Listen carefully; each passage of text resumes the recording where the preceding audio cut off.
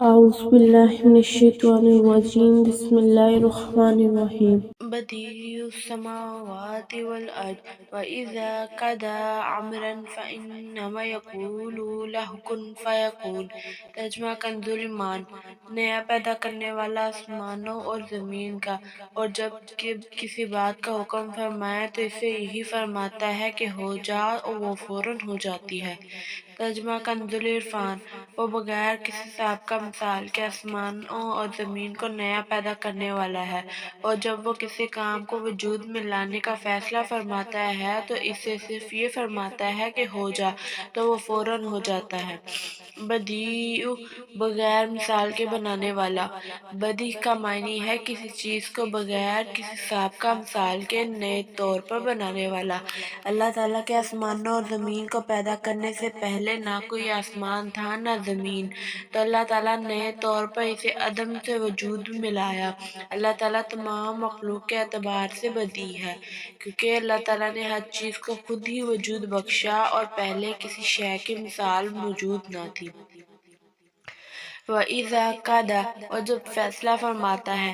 فیصلہ فرمانے سے مراد ارادہ کرنا ہے، جیسا کہ ایک اور مقام پر اللہ تعالیٰ ارشاد فرماتا ہے انما امرہ اذا اراد شیئا ان یقول لہ کن فیکون۔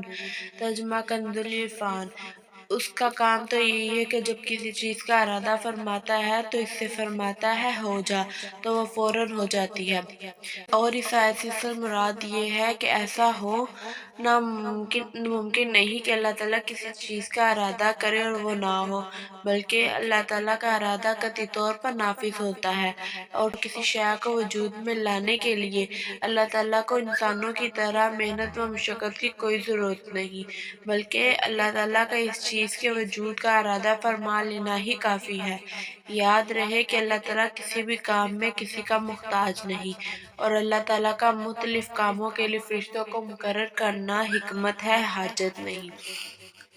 وَقَالَ الَّذِينَ لَا يَعْلَمُونَ لَوْلَا يُكَلِّمُنَا اللَّهُ أَوْ تَأْتِينَا آيَاتٌ كَذَلِكَ قَالَ الَّذِينَ مِن قَبْلِهِم مِثْلَ قَوْلِهِ تَشَابَهَتْ قُلُوبُهُمْ قَدْ بَيَّنَّا الْآيَاتِ لِقَوْمٍ يُؤْمِنُونَ۔ قَدْ بَيَّنَّا الْآيَاتِ لِقَوْمٍ يُوقِنُونَ۔ ترجمہ کنز ایمان۔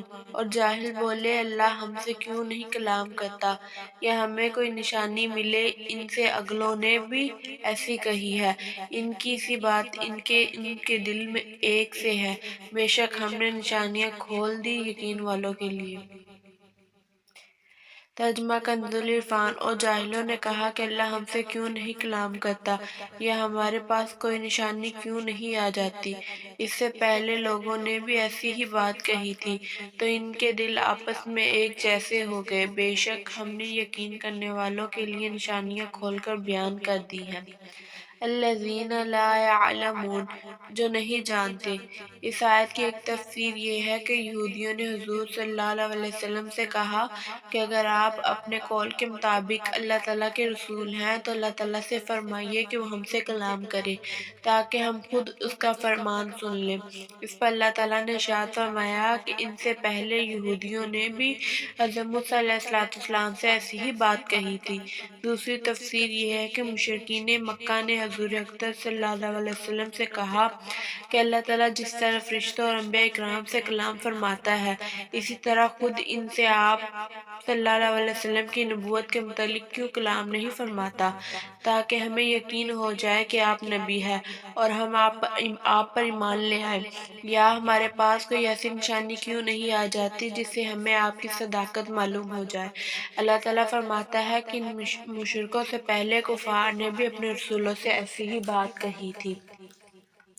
یہ ان کا کمال تکبر اور نہایت سرکشی تھی کہ انہوں نے اپنے آپ کو انبیاء کرام علیہ السلام اور ملائکہ کے برابر سمجھا۔ تشابہت قلوبہم، ان کے دل آپس میں مل گئے۔ یہودی، نصرائی اور مشرکین کے اقوال کا گزشتہ منکرین کے اقوال کے مطابق ہونا ان کے دلوں کی سختی اور کفر کے ایک دوسرے سے مشابہ ہونے کی علامت ہے۔ اس میں نبی کریم صلی اللہ علیہ وسلم کو تسلی دی گئی ہے کہ آپ جاہلوں کی سرکشی اور منادانہ انکار سے رنجیدہ نہ ہو۔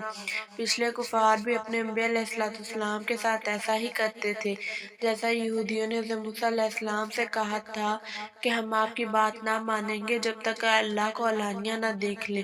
یاد رہے کفار سے معاشرات، لباس اور وضاقتہ میں بھی مشابہت کرنا منع ہے کہ ظاہر باطن کی علامت ہوتا ہے اور ظاہر کا باطن پر اثر ہوتا ہے، لہٰذا کفار کے طور طریقے سے بالکل دوری اختیار کی جائے تاکہ ان کا ظاہر مسلمان کے باطن کو متاثر نہ کرے۔